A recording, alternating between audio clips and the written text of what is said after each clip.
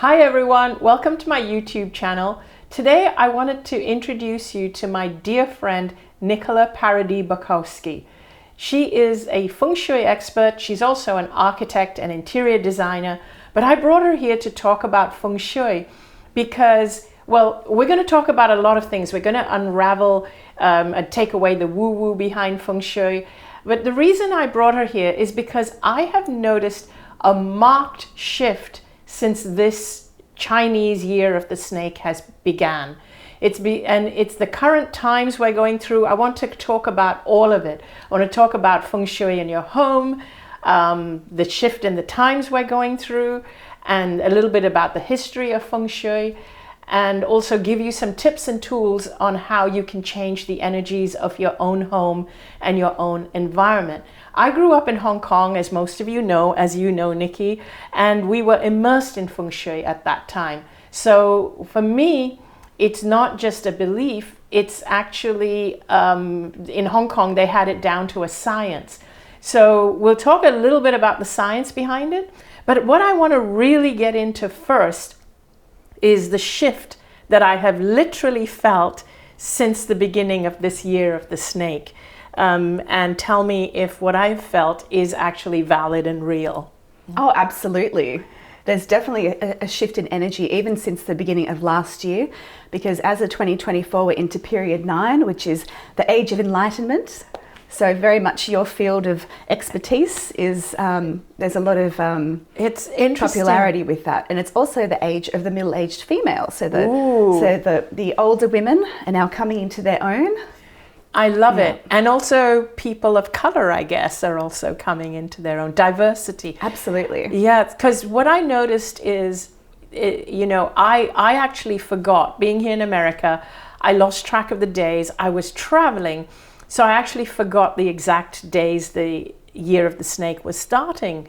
And up until like close to the let's say mid-January-ish, I've been feeling that I have been pushing. I've been working hard. I've been doing so many different things. I'm writing a new book. I'm creating a new oracle deck.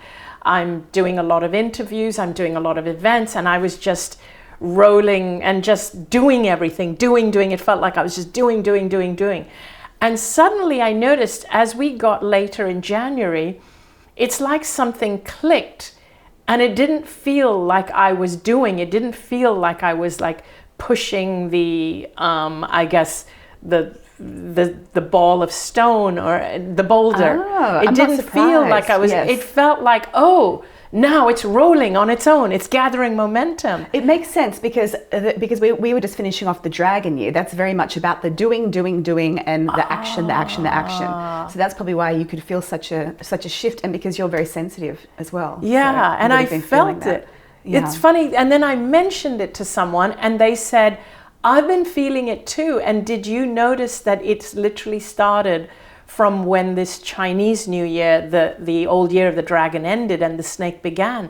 And that's when I went, oh, you're right. It did, because when notice it. I noticed it too, but I feel like the energy is a lot calmer since the new year, because when I think about everything that happened as well, I mean, because we're in California and the wildfires, they just happened as well on the way out of the dragon year. Yes. So that was actually very interesting how there was all of that intense energy literally just before the shift into this new frequency. It was almost like the dragon was fighting back to stay, yes, to hold on to the power. Exactly. I mean, we were talking with Danny the other night about the dragon pretty much having the fire breath on the way out. Yes. Yeah. Yes, making its presence known as it leaves. And the snake energy is, I think it's a little more feminine, but the snake is also very sharp and very intelligent. Yes, extremely intelligent. So everyone this year, regardless of what your Chinese zodiac is, it doesn't matter what your zodiac sign is, everyone will take on a little bit more of that energy. It's going to be a very strategic year. So the snake is all about strategy, about really thinking about what you're doing, what's been working for you, what has not been working for you, really taking stock of, really have a look at what's going on in your life and see where you need to do, have a little transformation and a new strategy. It'll be a much more grounded energy. Yeah. Which will be really nice. It won't be so chaotic as what it was last year. It's much more grounded, much smoother. And so the thing to really think about this year, one of the biggest themes for this year for everybody will be this theme of shedding the old skin. It'll be a year of transformation. So by the end of the year, you probably will not be the same. You will not be the same person as you were at the beginning of the year. That's really the takeaway for what that energy brings. Wow, that's interesting. Tell us a little bit more about the different periods, like the period 9, and also, I mean, we can dive into any direction you want. We can give people tools for what they can do in their home. And I also want to share a little bit more about how I have found the Feng Shui, how it really works and how it really does change the energy of our environment. Oh, that sounds really great. I really like that.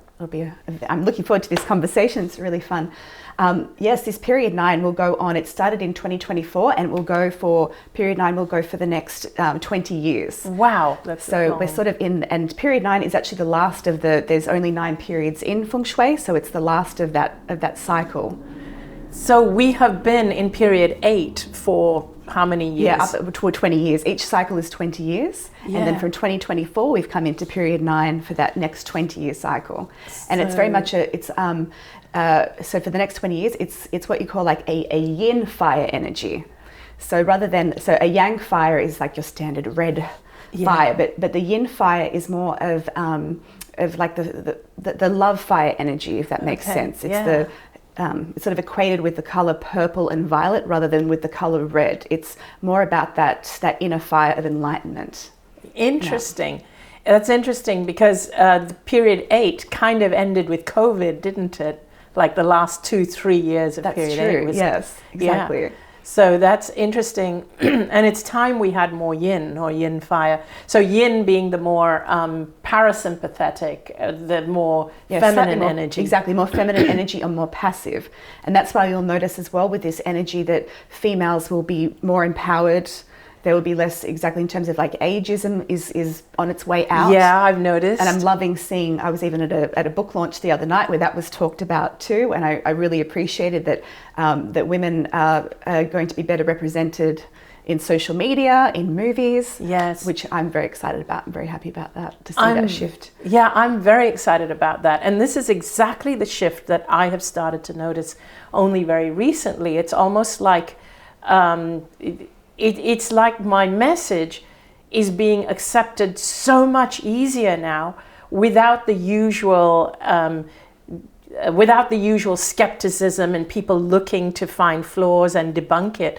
It's more like people are hungry for it, they're wanting it, and I'm finding it a lot easier, even being a woman and being someone who's not like super young, and it's almost like people are trusting me more because I'm not those things. Exactly. Because and you know, it's interesting because I am not someone with alphabets after my name, and people seem to be trusting me more because of that. So everything that I thought was a weakness, it's almost like it's now being recognized as a strength. Exactly. So what I love is that the time really is now. Yeah. So I can see as well that, I mean, you already have a huge following, you already have a massive audience, but I think that that's going to explode in the next few years, and definitely over this next cycle, which I'm excited to see. I'm excited about that. Thank you. And we have been, it feels like we have been, like as I said, like that boulder is now like rolling down the hill. And I think as well, just for this genre anyway, people are more open to spirituality. Yeah. They're more in touch with their spirituality and that side of themselves.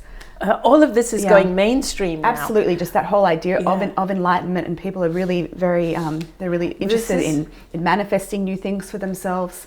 And this is why I wanted to bring you and your work into this arena, because I think it's it's a huge thing that a lot of people are not yet fully considering, because I talk about energy. I talk about how energy affects us. I talk about our energy and our life force energy, and how important it is to increase our life force energy for better health and well-being, and to attract better things, and to really vibe at a higher level. And I think Feng Shui fits right in and helps with that, because, and I'll share a little bit about my personal story. About 3 years ago, I was completely burned out by what I was doing. And it was during COVID, but I was burned out because I was working online, and just being online all the time and meeting the demands and trying to help everybody that I could, and not being able to get out and do events with real people, that was burning me out, because I love the feeling of the physical energy of people when I'm out doing physical events. And so being online and dealing, and people online are not necessarily as kind as people in person. Let's just put it that way. Like, you have to deal with negative comments and mean people and rude people.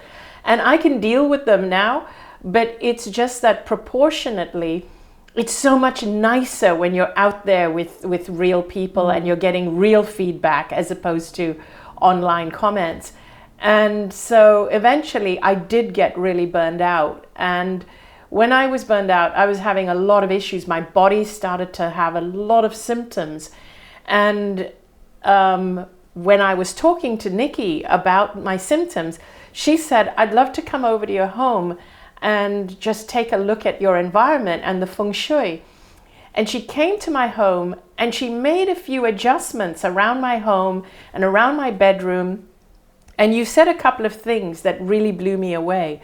You actually, first of all, pointed to where, what was my health direction. And you said, that's where you have your trash can. That's your health direction, but you've got your trash can there. You should not have your trash can in your health direction, because the health direction was my kitchen, and exactly where we positioned our trash was my health direction. So we changed that around. We changed it up. We put my trash somewhere else, and we put some pretty things, plants and things, in my health direction. The other thing you said was in my bedroom. You said there was a beam going across the ceiling somewhere, and it said it was on the ceiling over our bed, where it cut right across my lower abdomen, which is exactly where most of my issues were stemming from. So I was having a lot of female hormonal issues, and that beam corresponded exactly with the area where most of my issues were stemming from. As we started to make these changes, something energetically shifted, and I did start to feel changes. And I'm going to say the changes came in different ways, in that not only, I'm not saying like there was an immediate healing. However, the energy shift allowed me to actually have more insights into what was going on within me. And there was definitely a shift. My health did start to improve, but I also started to encounter people who were able to help me better, who were able to help me manage and balance my hormones. And these encounters and the opening up of this gateway, or whatever we want to call it, happened after we made the changes in my home, the Feng Shui changes. That's what it does, because it unblocks the flow of energy. Yeah. It's like acupuncture for your environment. You are literally changing things around just in a certain way, and it changes the flow of the qi. And what I find the most exciting is the level of synchronicities that you get. So it doesn't matter whether it's your health or if it's your relationships or your success. What it really does is it stimulates the flow of energy in those certain directions that are related to you. And that's what I find the most exciting about Feng Shui, is actually the synchronicities that occur from these things. We've had some very interesting things happen. I love that. Yeah. And I love like some of the conversations that you have with your husband, Samar. And I just want to share with the audience, her husband was extremely skeptical about this. And I remember, because I've heard him speak about it. And then, and I have seen this exchange between them, where he really started out thinking that it can't work, it can't possibly work. And then he was having some issues or incidences at work where you actually pointed out to him certain things in the home that could be changed, and you changed it, and he saw the situation shift at work. And he was, and I was there when he said, Nikki, I have no idea what you did. I have no idea, but it works. Whatever it is, it works.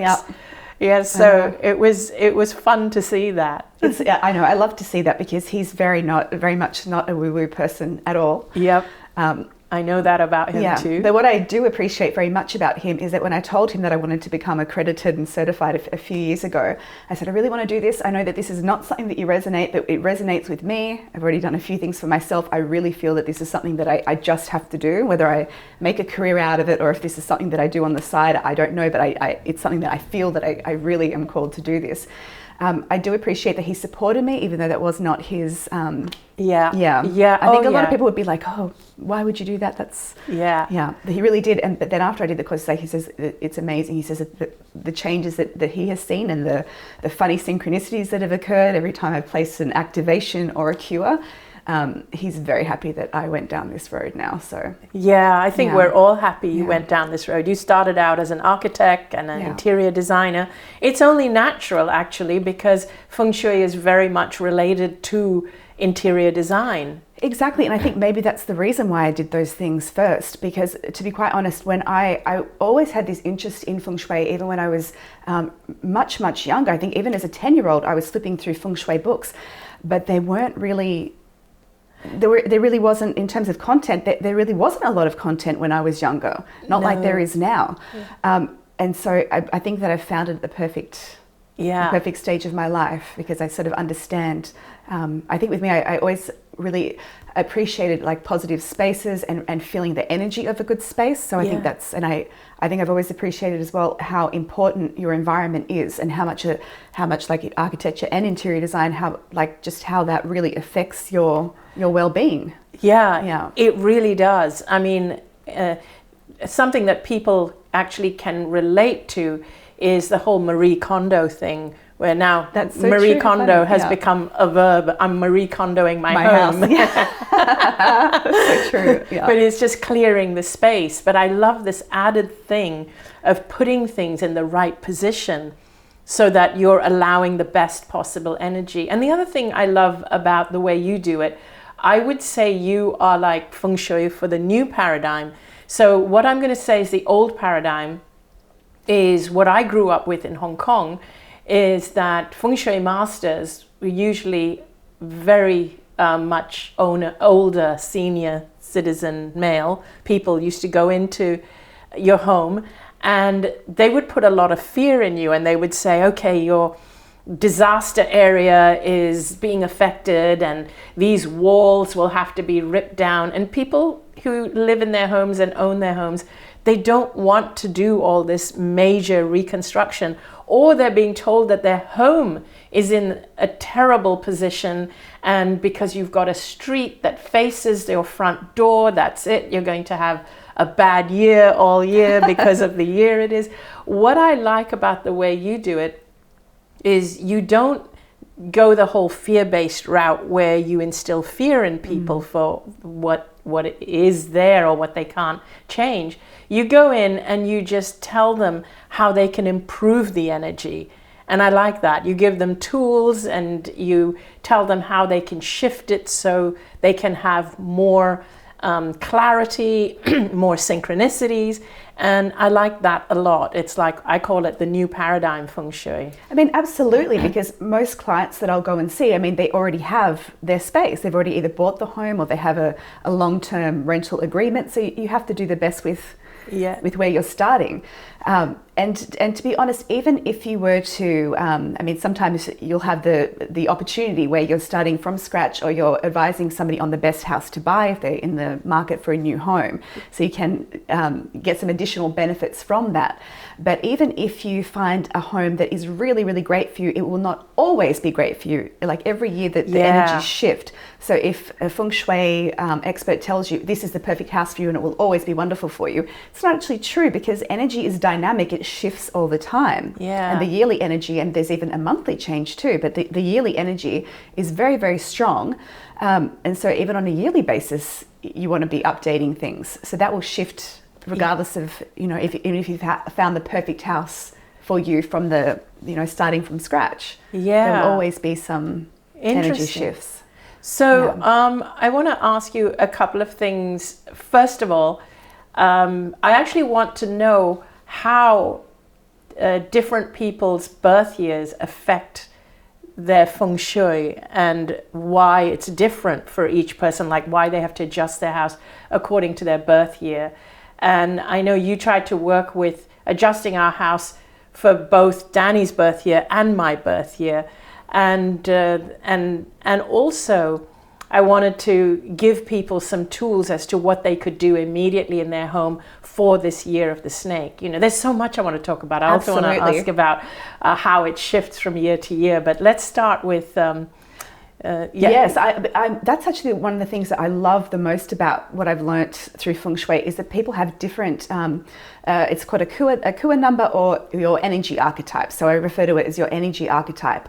It's depending on your birth date and your birth year. And Danny's going to put up on the screen the charts so that you can actually find what your energy type is, like what your energy number is. And it's different for if you're male or female, depending on your birth years. So make sure that you check in the correct column for male and female. If you're so have a look through those charts, and then I also will have a PDF attached. So later on, you can download the PDF, and it will give you some information. It'll have the birth date chart, so you can have a look at your energy number, and then you can match it to what's going to be happening for you this year. We'll put a link with the PDF. Put a link through it too, so then you can really have a look. You can leisurely read through those. But what I find so interesting is that. That's why, for example, like if you have two different homes, that home might have really great energy for one person living in the home, but not be as positive for somebody else living in the home. Yeah. So it's quite an interesting thing to have a look, because basically how it works is that when you were born, you have depending on the date of your birth, you have different like energy fields, like magnetic fields that resonate better with you. And that's where the energy for that particular aspect of your life flows from. So for example, I'm a connector energy type. And so my best direction is the southwest. So so ideally for me, I will get my best insights in terms of career and in terms of synchronicities related to my career if I face the southwest for long periods of time. So everybody has good directions and bad directions. Well, I shouldn't say bad, but less positive directions that you won't get as much of an energy flow through. I suppose it's like the acupuncture meridians. Yeah. The energy just flows better to you depending on your on your energy type. And that's what I found actually quite mind-blowing, is that I would say almost everybody that I have seen so far, when I've checked their birth date, they really resonate with that energy profile. To me, I actually find it quite incredible how much they resonate with their profile. Yeah, it's interesting, isn't it? And it's so I was also surprised to find my energy type, and mine was energy type number 1. Your type 1, yes. Yes, which was, at first, I thought that's interesting. Exactly, because it didn't seem like it was quite you, but then when you had a look at actually some of the behavioral aspects, it was quite spot on. So, yes, you are a number wealth 1 archetype, is a wealth creator. Wealth creator, and yes. So when I first saw that, I thought, but I'm not driven by money. That's not what drives me to do what I do. For me, I have to feel passionate, and I have to love what I do, and I get rewarded by seeing people uplifted. I love uplifting people and helping people. But the thing is that wealth isn't just creating money, although a lot of wealth creators are in the finance industry. Yeah. They're bankers, they are investors. You have a lot of people that are in that industry, or people that are working with luxury goods. But it's not just people that are creating physical monetary wealth. It's also wealth creators also create something that is creates wealth for other people. It could be a wealth of knowledge, a wealth of a wealth of wisdom. It's something that actually provides wealth to others, which you absolutely do. Oh, thank you. I love that. I think, and the other way that I sort of related to it is that I never worry about money. It's almost like it flows to you. It's more natural for you to. And I feel the reason I don't pursue it is because it's not something I worry about having or not having. It's almost like I feel that I will be taken care of. Yes. And so I kind of relate to it from that perspective as well. I just know that I will have enough to do what I need to do. Yes. I love that. It's interesting. Sometimes it's indirect when you have a look through that, but yeah. Yeah. And so, I'd love for people to download that PDF and check out your own archetype. You will find it very interesting, definitely. It is. Yeah. So tell us a few more tools that maybe people can do around their homes specifically for this year of the snake. For this year. So what you would do is have a look at what your energy archetype is, and then have a look as well through the PDF, and also Danny will pull up on screen. It will show you what your good directions are for each energy archetype. So what I think what the most powerful thing to do is to make sure that in your best directions, so everyone has a success direction, a health direction, a relationship direction, and a wisdom direction. So whichever areas are most important to you of the four, I like to do all four. Make sure that there's nothing in those directions currently in your home, in your bedroom, in your office that are contradicting what you want. So for example, you want to make sure there's no garbage bin in your health direction or your success direction. Yeah. Especially like in your success direction, you want to make sure that there's no clutter. I mean, you definitely want to Marie Kondo. That always does well. To be quite honest, before you do any activations or cures with Feng Shui, the clearing of the clutter is so important. Yeah. It's very hard to place cures and activations when the place is super cluttered. It just doesn't, things don't flow. It's like with any type of energy, you need to give space for things to move. It's super, super important. I know. I get stressed if there's too much clutter in my home. It actually stresses me out. It does, because your energy gets pulled in all of those directions. Yes. And it's the other thing I found interesting was when you actually told me to change the direction of my desk. And so I do a lot of writing. I'm constantly creating content, whether it's for events or courses or videos or whatever, or writing my book. And my desk was facing a wall. It was against a wall where I faced the wall. And so my screen was up against the wall. And Nicola told me that I shouldn't be facing that way.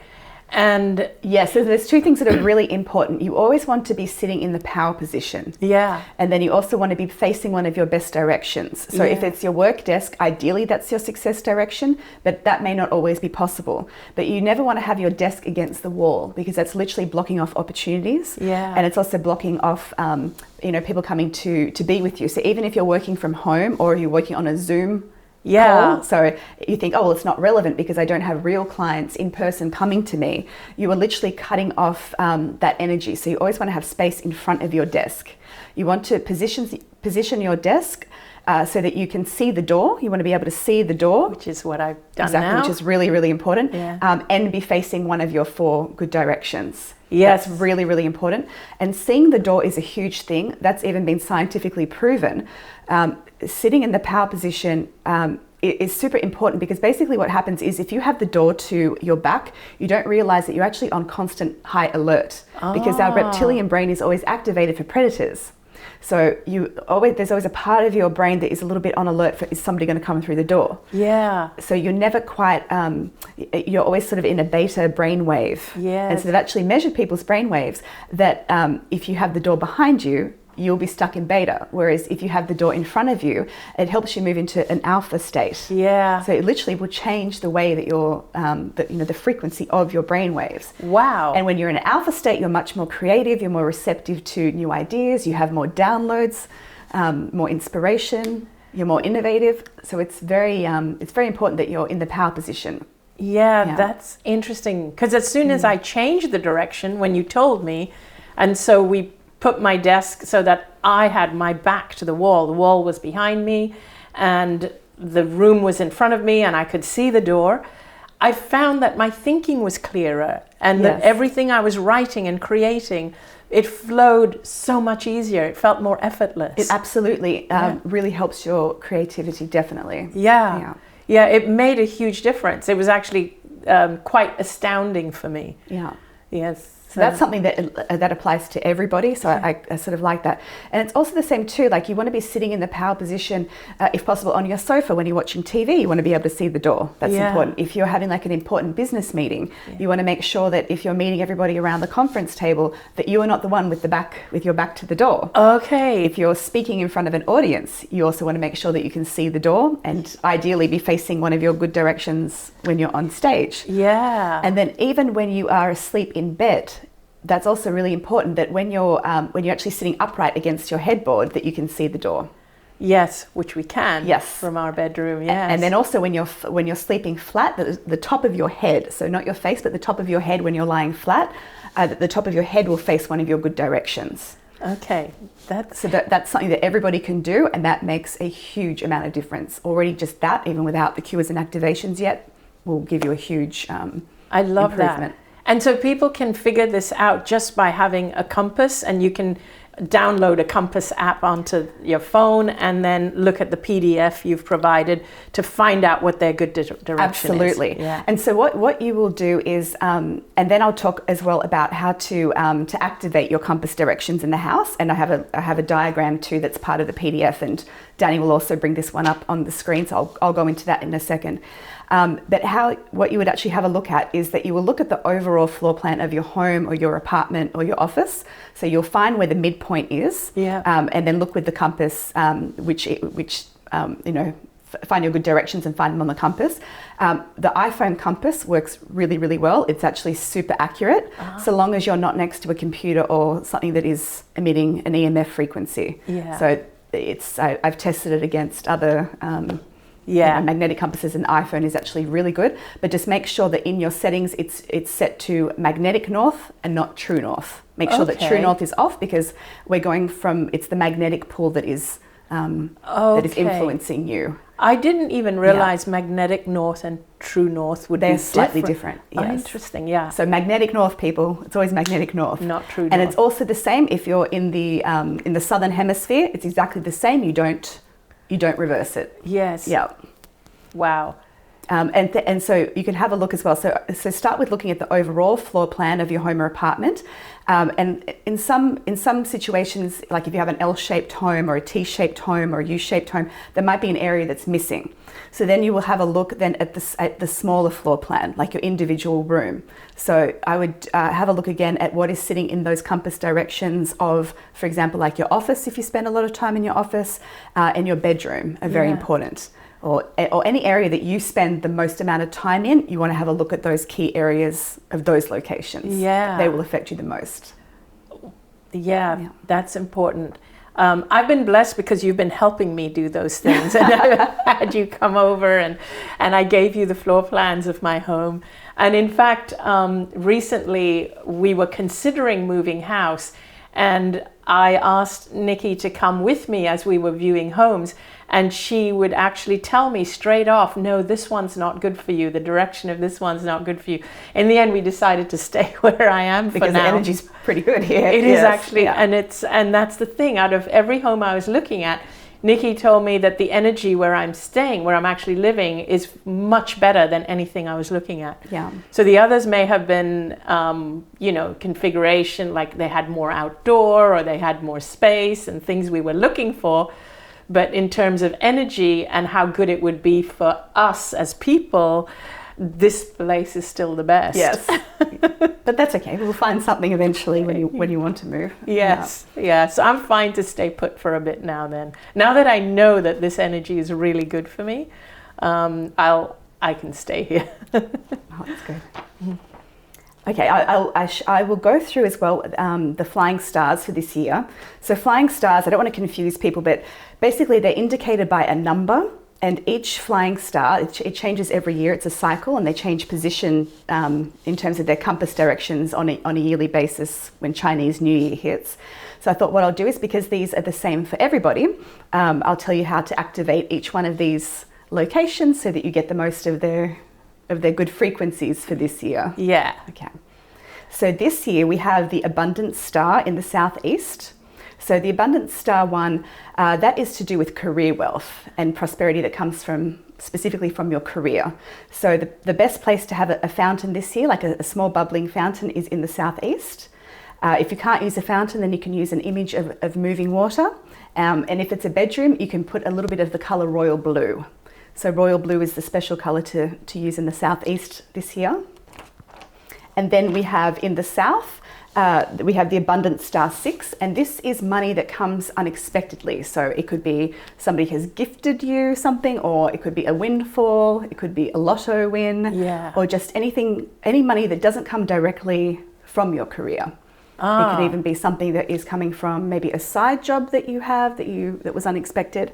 So this year, to activate that will be in the south. So in the south, you want to activate that with a golden bowl filled with golden coins. So what you're doing when you activate one of these flying stars is you're actually encouraging that energy to bring you those things. Exactly. It pulls it in a lot more strongly, and it helps you to manifest what that energy is bringing. Oh, how interesting.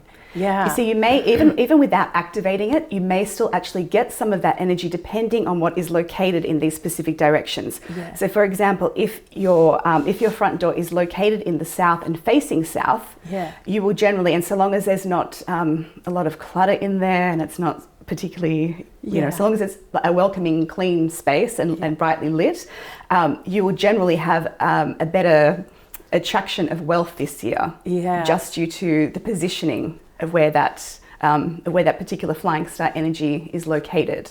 But to really make the most of it, you want to activate it, because that really makes it. Yes. Yeah, you'll really see that happen in a much stronger way. So it's really great if you have your front door in these directions, like the southeast or the south. It's good to have the front door there for this year.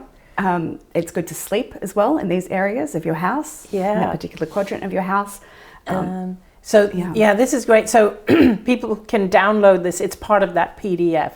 Yes. And I want to actually focus on the health aspects. On the health How can aspects. People improve their health? This year is a little bit, I don't want to scare people, because we're not in the fear-mongering business here. But this year there are some challenges with people's health. You may notice that people are having some additional health issues that they didn't have before.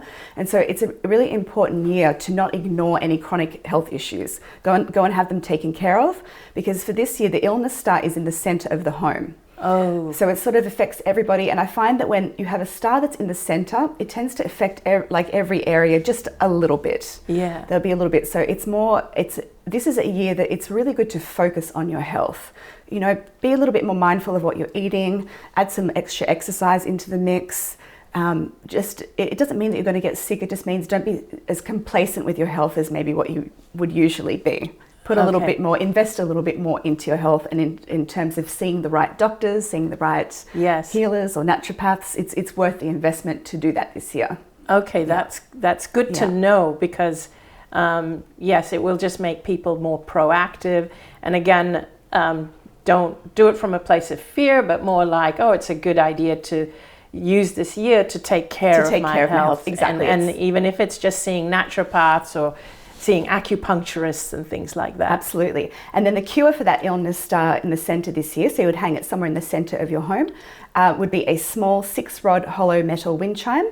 And if you don't have that, because I do actually find wind chimes are a funny thing. People either love them or hate them. Yeah. But I find them to be super effective. So I actually push for the wind chimes, and I have quite a few in my home. They can be sometimes used as an activation, or sometimes for a cure, depending on what the star energy is. But I love them. And with wind chimes, you can even hide them in the closet. They don't need to be seen, and they also don't need to make a sound. You can even chop the center the center chime off, because it's actually more about each tube actually creates a certain frequency that pulls up the dense energy. So long as that wind chime is hanging and it's at least 3 foot / 1 meter above the floor, then you're fine. But that's my preferred cure is always the wind chime for the illness star, and also later on we'll talk about the other star that you would need that for. And then also towards the center of the home, you want to put more metallic objects. So like golden objects, silver objects, anything that has a metallic energy to it is really great this year. And then you want to remove red objects, because they sort of add density to to this like dense earth energy. They sort of increase that a little bit. So if you have a lot of red in the center of your home, maybe move it out this, move it out this year and put it like relocate the red. And the center of the home could be something like the center. You would look at your whole Yes, you home. look at your overall floor plan, and then you can draw 2 diagonal lines over your floor plan, or get out a little measuring tape and just see where is the center. So somewhere in that center grid. It doesn't have to be dead center, but just somewhere, if you were to divide up your floor plan into 9 grids, whatever that center zone would be. Yeah, and you would hang a chime there. Hang a chime. If you don't want to do the chime, then yes, take out red objects and put a lot of metallic objects. Okay. So you can use the color. You can also use the color white, because that has a metal frequency to it, and it doesn't necessarily have to be like real gold or real silver. You can even spray paint objects to look like they're gold or silver. That will also have the same effect. Yeah. And then the other one is a saltwater cure. So saltwater cures, you would fill a glass bowl halfway with salts, like with sea salt, and then fill the rest of it with water. That's another one that's really great for pulling in any sort of stagnant energy. It's very effective. Nice. Yeah. Okay. Yeah. That's good to know. And then let's talk about relationship for this year. Yes, so relationships for this year. The relationship star is in the west this year. Okay. So that's where you want to be activating your relationship energy. So if you're looking to improve your relationships, or with your family, with your friends, or if you're trying to pull in a new romance, you want to activate the west of your home. And so you would do that by adding plants and wooden items, and also the color green as well. Yeah. But just be mindful, in the bedroom, don't ever put real plants. You can use like silk plants or faux plants, or you could use the color green. So that will activate it. So that will be especially auspicious if your bedroom is located in the west of your home. Yeah. Okay. Those are really good things to know for people. What else would you like to add? And then also just in general, in regards to relationships, like with the snake year, there's also some interesting things happening with relationships. It's a really important year for everybody to reconnect with their friends, with their family, and to really treasure and nurture your existing relationships, to really invest in them, and really have a look at like, who are the people that have really been there for you? Who do you really love spending time with? Who do you really love and support and value in your life? And to put that extra energy into those people. It's it's that year to really invest in those treasured friendships and relationships. Nice. So that's just for everybody to have a little bit more of a focus on that. Yeah. I love all this. I love all this Feng Shui. And I just wanted to touch on, like, say, for the people who are still skeptical out there, tell me a little bit about maybe the history and how it came about. I know some of it because I grew up in Hong Kong, but I would love for you to share a little bit about even the fact that at one point it was considered a science. Yes, it was a science, because like thousands and thousands of years ago in China, how it was originally used was to decide on where the best location would be to place the palaces of the royal families and all of the key families. So to make sure that basically that they were protected from the harsh winds, that they were protected from invaders. So in terms of like where they would locate those special homes within the topography, so that there would be the most auspicious outcome for the families. So it was very scientific, because they really found that they had to check basically the cycles of the winds and how the climate would change yearly, and how that would affect how the crops would be growing, how food would be delivered by the local river system and the currents flowing through. So a lot of it really was to do with how we were situating ourselves as humans within the environment, and the impact that the environmental location would have on you and your family. Yeah. And so it was really only used for the elite at first and for the royal families. Yes. Yeah. So they were using it for years and years, and they recorded the results. And yes, and so it started very much as landscape feng shui, and how basically the home related to the landscape. But then later on, what they found is that depending on the compass direction of how that home was situated, and the compass direction of the front door of each of these homes or temples, they found that there were certain frequencies and energies happening that were resulting in certain outcomes. Yeah. So they noticed over thousands of years of basically record keeping, so Feng Shui had a lot to do with thousands of years of record keeping. And that's how they arrived at these patterns. They noticed that, for example, like if a house was facing a certain degree of north or a certain degree of west, that there were different outcomes that were happening for that family. Yeah. So either auspicious outcomes or ones that were not so auspicious. They noticed different patterns in behavior and different events that were happening with those frequencies. So there is science behind it, as there is with so many different, like Asian medicine, like Chinese medicine, Indian Ayurveda, Chinese Feng Shui. All of these, they're based on science. Yes. But today, because it's not Western science, it tends to get dismissed. Yes. Whereas I love Feng Shui. So a lot of interesting things that we used to notice when we were living in Hong Kong. I grew up in Hong Kong. So this was not something that was introduced to me. It was something that I was entrenched in.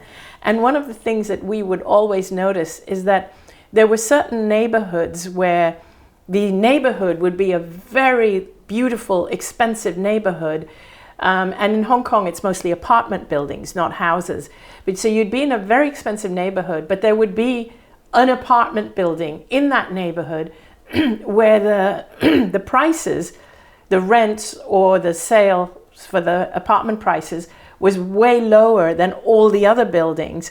And further research would show that it's because the feng shui of that building was not good. Yeah. And even if it had a great view and there was nothing wrong with it, for someone who knew nothing about feng shui, who didn't believe in it, they would go in there and they'd say, oh my God, this is a fantastic home. It's such a great apartment.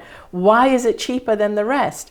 And people who live there, who know feng shui, who know it's part of the culture, it's entrenched in the culture, you would immediately understand, yeah, of course no one wants to live there. It's bad feng shui. Yes. And so it was just taken as it's a given. And we would notice that those buildings, and I say this with all due respect to every culture, but those buildings would all have foreigners, not Chinese people. The expats there, exactly. yes. The expats would live in those buildings because they would be like, it's an amazing building. Yes. And then maybe by the time their luck ran out, they were cycled into it, moving somewhere else or moving to another location anyway. Yes, exactly. So it was so interesting. But you do notice that because even as well, sometimes you'll even notice in different suburbs, it may not even be the specific house, but the frequency of specific locations is often higher energetically than in other locations. Yes. And you can feel it. It's quite an interesting dynamic. I mean, you will notice that when you drive through some parts of LA versus others, you'll notice as well when there's like a frequency shift. Oh, there so is. The energy can even be within the... within the ground. We actually moved somewhere exactly like what I'm describing, where we thought, okay, this is too good to be true. It's an amazing building. It's got a great view. Let's just try it. Let's move in there. And, the rents were lower than for that neighborhood. Great neighborhood. We didn't last 18 months. Like literally... everything that could go wrong was going wrong. Yeah. It's very interesting how if you are somewhere that does not resonate with you or something is off, you start to really feel it. Yeah. And I noticed with me, maybe this is coincidental, maybe it's not, but I lived in Amsterdam for 2 years. And I had a terrible time there. And it's a very pretty, very beautiful city. It is an absolutely gorgeous place. And where my husband and I lived, we had the most beautiful apartment, double floor apartment. It was gorgeous. It was very palatial. The cost of living is a little bit lower in Amsterdam. You can really live very, very well there. And really, the apartment that I saw, I mean, it was so beautiful to me. Just visually, it was absolutely gorgeous in a gorgeous part of town. But I had probably the worst 2 years of my life there. I was so unhappy. Wow. I got super depressed. It was just terrible. So when the opportunity came to move to LA, my husband got offered a job here. I had never even been to LA for a visit. I'd never even been here as a tourist, but I'm like, I am so miserable in Amsterdam. We need to hightail it out of here. So it can't be worse than this. Let's go. But in hindsight, what is quite interesting is that I think that it may have had to do because we had canal water running underneath the building. A lot of the buildings, they're actually they're on stilts, and water runs underneath them. Yeah. So that actually creates geopathic stress because humans are not supposed to live above running water, whether it's an underground creek that you don't see. I mean, the water wasn't actually visible underneath our apartment. There was no issue with mold. There was no issue with damp. But I think that basically the frequency of that water running underneath me all the time was very bad for my energetic well-being when I'm thinking back in hindsight. Yeah. See, even with us, I'm thinking back in hindsight, and when we moved to this apartment where there were no Chinese people living there. And that, for us, that's a telltale sign. It was like, they know. They feel it. They feel it. And we didn't last 18 months because we were, not doing well at work, getting fired, not finding jobs. It was all that kind of stuff, health issues, just everything. And when we moved to another area that was considered way more favorable, everything started to flourish. Look up again. Yeah, it's very interesting how that happens. It is very interesting, and so I do pay attention to Feng Shui. Hence, I've loved meeting you and knowing that I can access this information here, and we've always trusted it, like in terms of even the Feng Shui numbers and everything, and we still follow the Chinese calendar years. I've loved everything you've shared, and I'm so grateful that you're giving everybody all these tools. And I just want to remind my listening audience that you can download a PDF of the chart and all the other information from the link that we will be providing under this video. And so be sure to download it and look for it. And it's quite a gift what she's giving us, because she's providing it. You're providing it for free for my audience. You can do your own Feng Shui. Exactly. Yeah. You can do your own Feng Shui without a Feng Shui master. However, Nikki is available, of course, for consultation, but we'll get into that later, because I want to talk a little bit more about the tools. I just love them. And I know that when you've worked with me, and I want the audience to have this benefit, you've told us about how we as an individual can activate the different areas with our own personal dreams and goals. Could you talk a bit more about that? Yes, something that everybody can do is have a look, when you have a look at the charts, which you can download from the PDF, find your best directions, find your success direction, and then absolutely everybody can activate their success direction by either creating a vision board for what you would like for each area of your life. And what I suggest with your vision boards is that you put a photo of yourself in the center of the vision board. So basically the universe knows that everything is about you and what you're trying to manifest. Yes. You can use images, you can use words, so you can place your vision board in your success direction. And depending on the specific area that you're trying to activate. So for example, it's more effective if you're doing a vision board that is for your relationships, that will be a little bit different, and you would put that in your relationship direction in your bedroom. So if it's success, you would activate the success direction in your office. Okay. So that's sort of, you have to be mindful about where you'll be placing your vision boards. Right. Yeah. And so you could have a vision board like that's for your relationship, and then one for your work, your passion, your work in the world, and one for your even for your health. And so you would put that in your health area. Absolutely. And if you didn't want to do a full vision board, what I find is extremely effective is a handwritten affirmation. Okay. So I notice there's a big difference between if you were to type something on a computer and print it out versus actually handwriting pen to paper.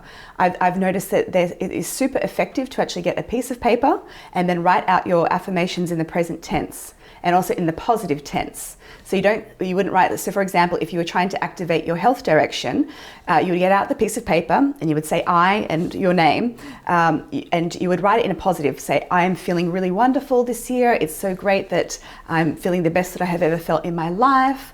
All of my issues have now been solved. Yeah. But you always write it in the present tense and also in the positive tense. So you don't write, I no longer want to feel tired. I no longer want to feel chronic fatigue. You don't use negative language. You write in positive language and in the present tense. Yes. And then place that affirmation in that direction, the corresponding direction of what you're trying to activate.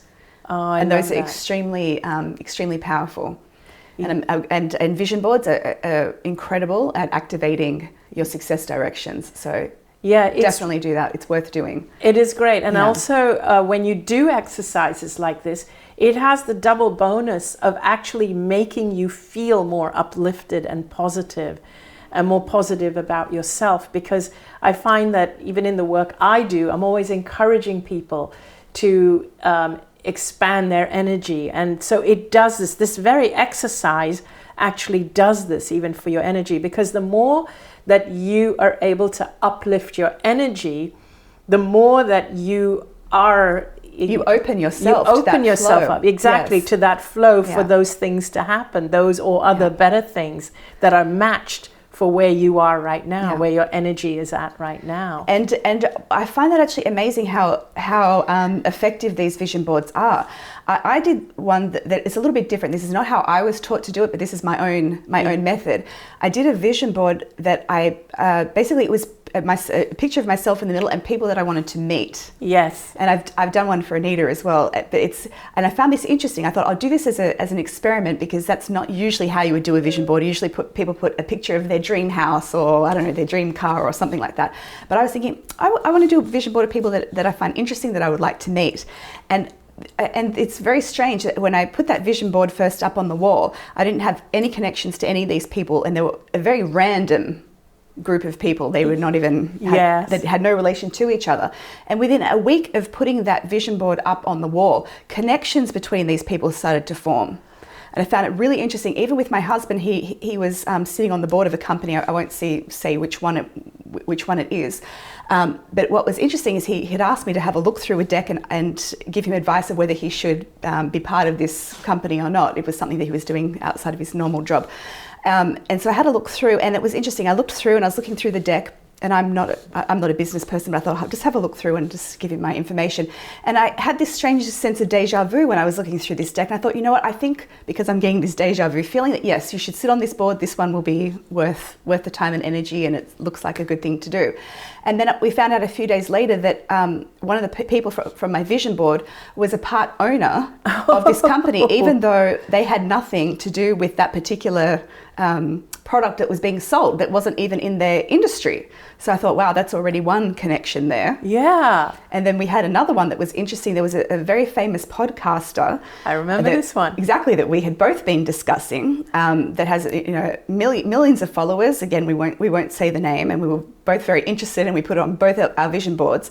And then 4 days later, I went out to see a movie in LA, and the cinema that we went to is at least like a 50-minute to an hour drive from where I live.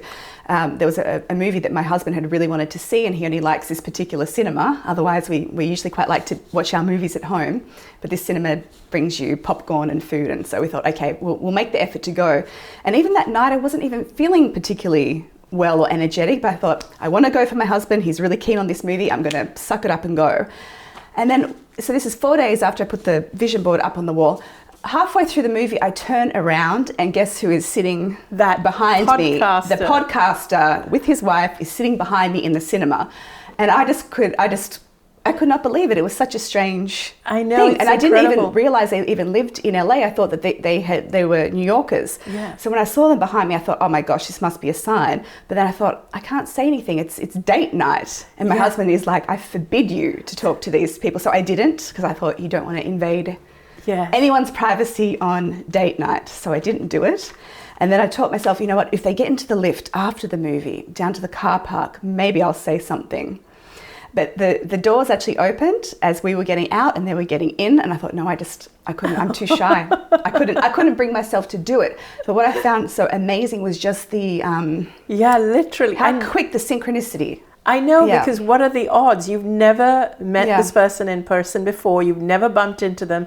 You live nowhere near them. You live nowhere near the theater you went to. Yes, exactly. And it's incredible. And that's, I mean, this has happened a lot. Yeah. I found it really surprising that people that I have no connection to, I decided to see, to be quite honest, this was happening so much, it scared me a little bit. And I thought, I'm not quite ready to meet all of these people I've put on my board. I actually took it off the wall because I thought I wasn't ready. I'm not ready for this.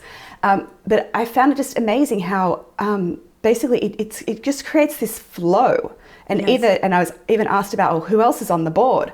And so when I was describing that there was a particular psychic that I wanted to meet, it was funny, as a friend of ours said, oh, I used to work for that particular psychic medium. I was doing production on their show. And I thought, I had no idea about this. So it's just interesting that these connections. Yeah.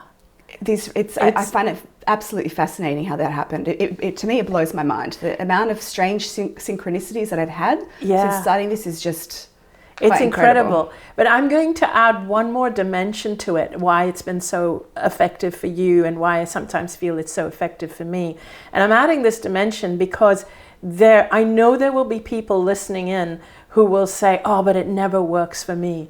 There's something inside of us that that feels resonant with, there's a feeling, there's an emotion, an energy that pulsates through us that feels aligned with it.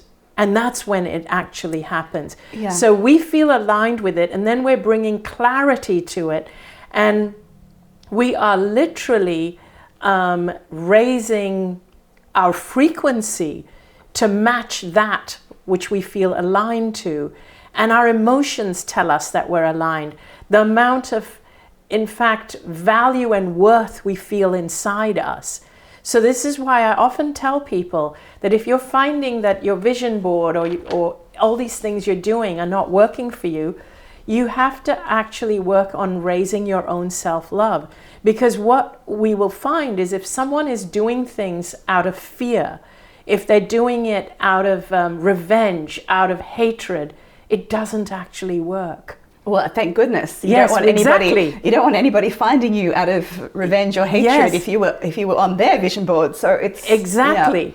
And then fear, but fear, it's like, oh, I need to do this because I'm so scared of what's happening in my life right now. Or my life depends on it. Yes. I think when we've been doing these things, we see it as a fun exercise. Yes. Because the people on my board, they're nobody that I need for anything. It was more, this is amusing. It would be funny to sit down, like, I don't need anybody for, I don't need connections for work or for anything. Like, it's more, the people that I had on my board were people that I thought they would be a fun person to go for dinner with or to have a cup of tea with and to have a chat with. There's not really, there's no like angst about it. Oh, I need to sign them up for my business, or I need something from them. It's more from a place of, wouldn't that be funny, or wouldn't that be amusing, or wouldn't that be just a nice... It is. The energy is a little bit different. And I think maybe that's why it flows faster, because there's not really any, the need is not, there's not this needy energy or anything like that.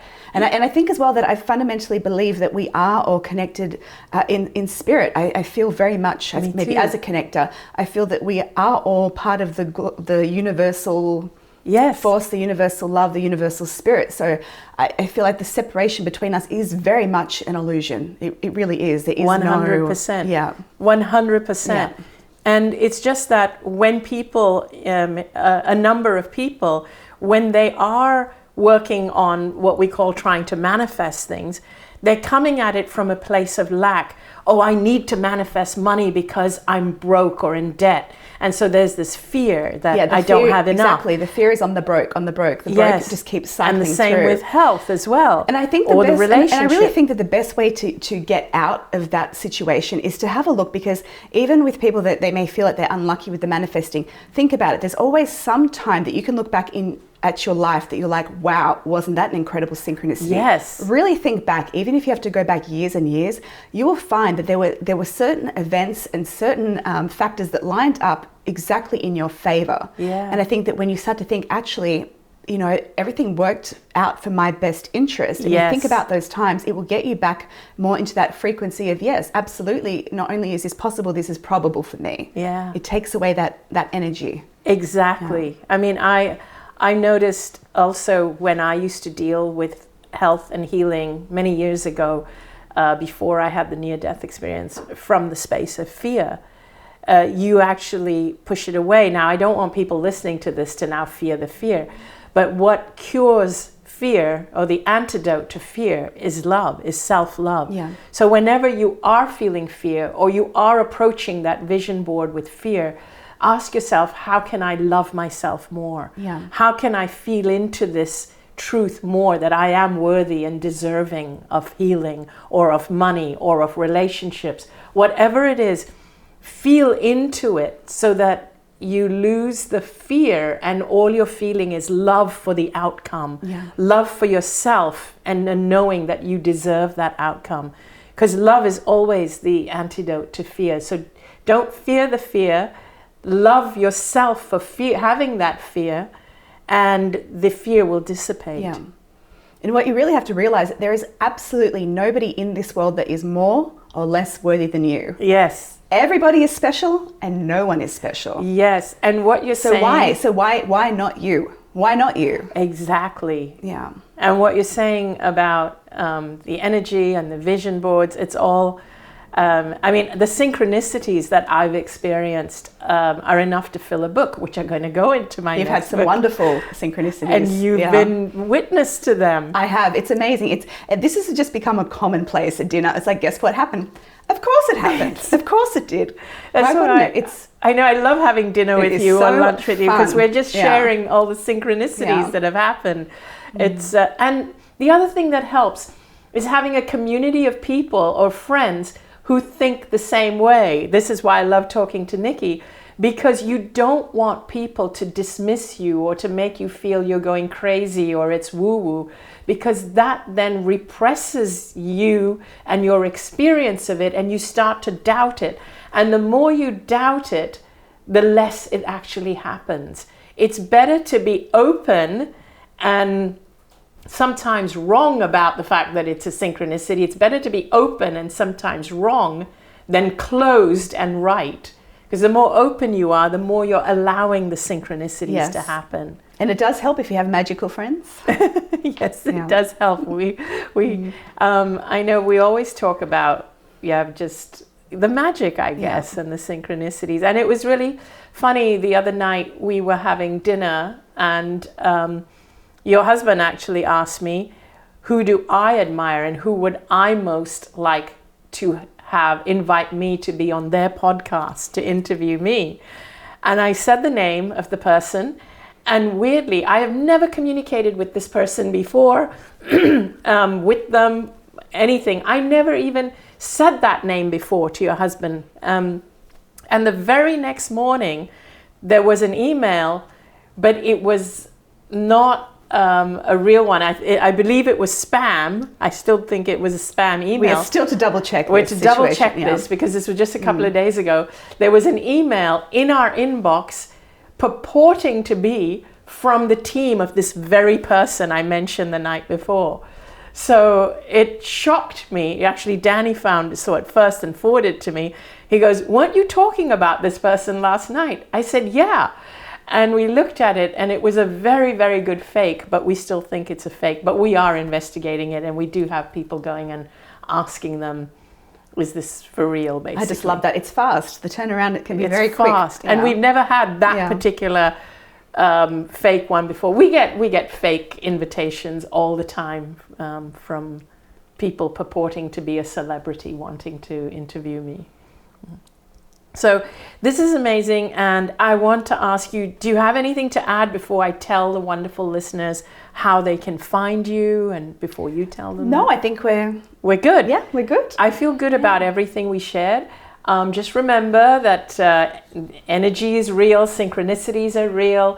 Just feel into it and love yourself, know you're worthy. And when you know you're worthy, use these tools and you will really find the energies around you will shift and follow suit. And Nikki, I want you to tell people where they can find you. Like, I know you have a website and you're on social media.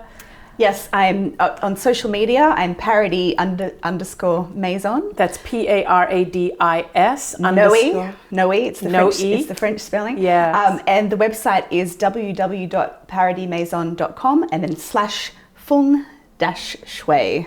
Yes, and that's FENG-SHUI. We will put the links up as well under this video. And Nikki does appointments. And also, you do online appointments. People can have you on a video. Yes, I do Zoom videos. And, you know, even if someone's looking to buy a home, they can Zoom you while they're looking around the new home. Or you can walk around your current home and show Nikki the spaces. She can help you feng shui your space. She is amazing, and I think what the best part is, some of the best things, the takeaways I want you to get is that she's really good. She's very positive. She won't scare you. She won't give you things that you can't change and you can't do anything about. She'll work with you and your birthday, and it'll be very personal, individual, and she can work with any situation, any room, home situation that you're in, any living situation that you're in. So thanks so much for agreeing to come on. I wanted you on as at the beginning of the year so that people have the whole of this rest of the year of the snake to put into practice everything you're sharing. Thanks everyone for tuning in, and I'll see you all soon. Bye. Bye, thank you.